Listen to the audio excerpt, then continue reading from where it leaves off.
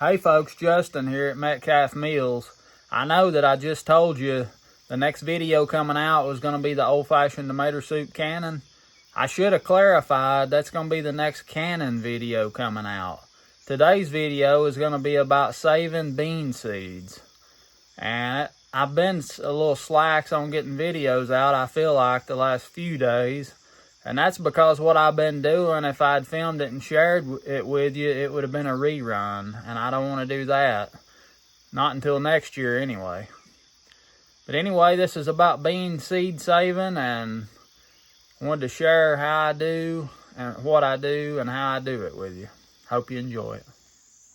Alright, we got our bushel of seed beans here. And I just went through and picked everything that was left, so I could get the bean vines down and cleaned up, because what I want to do next in that spot is, can you guess, knowing me the way you do, if you do, you know I'm going to sow mustard greens in there. You know I am.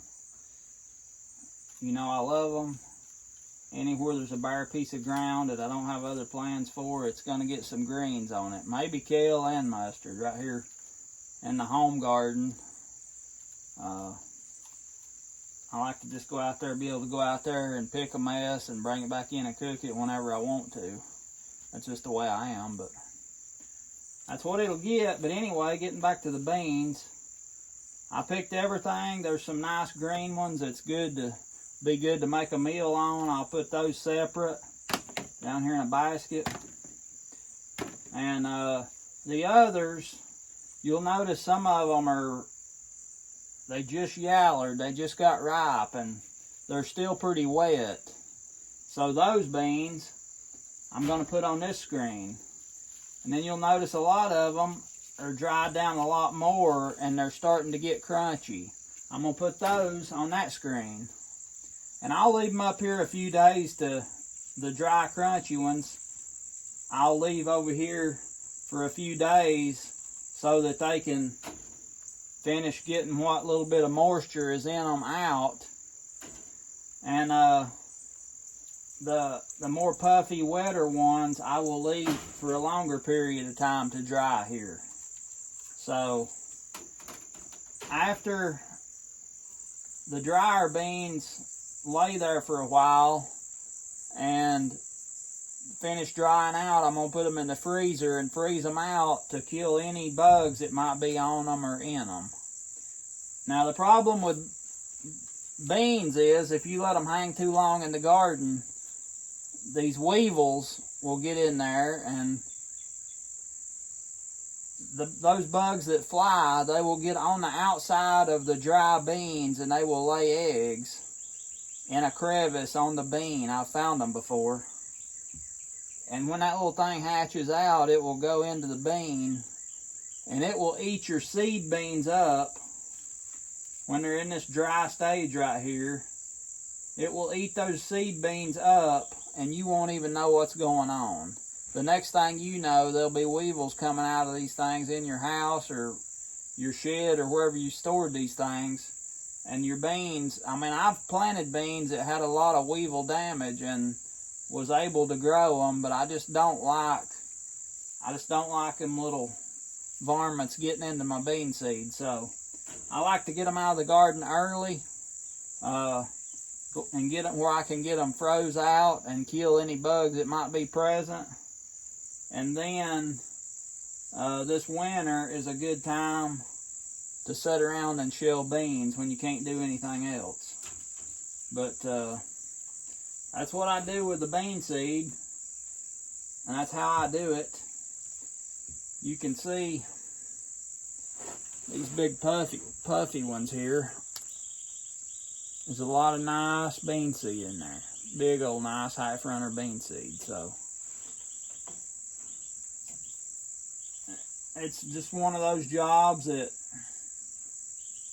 it gets carried over. Once you get it took care of, you can do it later in the winter, you know, finish shelling them out and getting them ready for the next time you want to plant. And they take up a lot less room, of course, after you get them shelled out in the freezer as they do in the hull stage.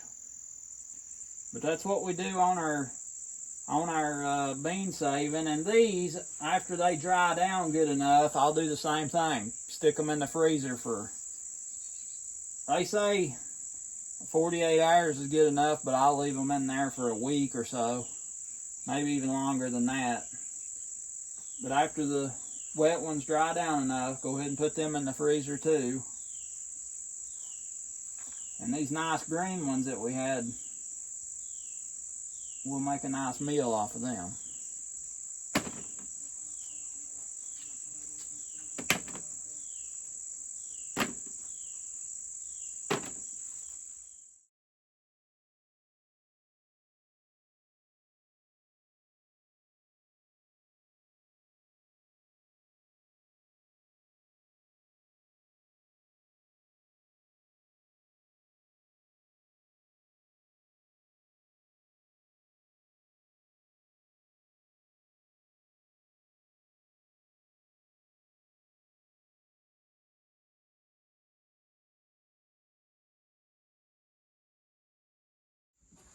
Alright. Spread these out.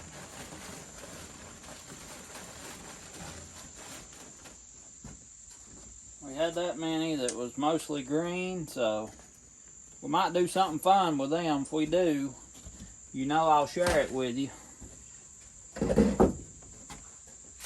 These dry ones, you can hear how crunchy they are.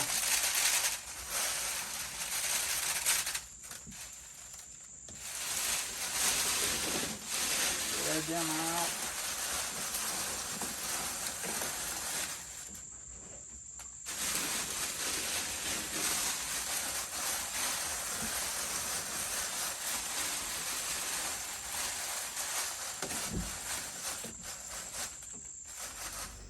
Another option for drying beans is to take like an onion sack, a mesh sack, put them in there and hang them up somewhere in a good dry space with good airflow.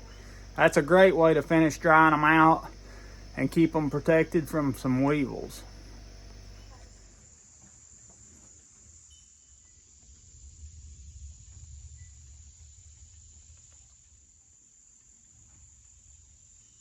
There we had about a peck of beans for eating, so like I said, we may do something fun with them, and if we do, you'll know about it.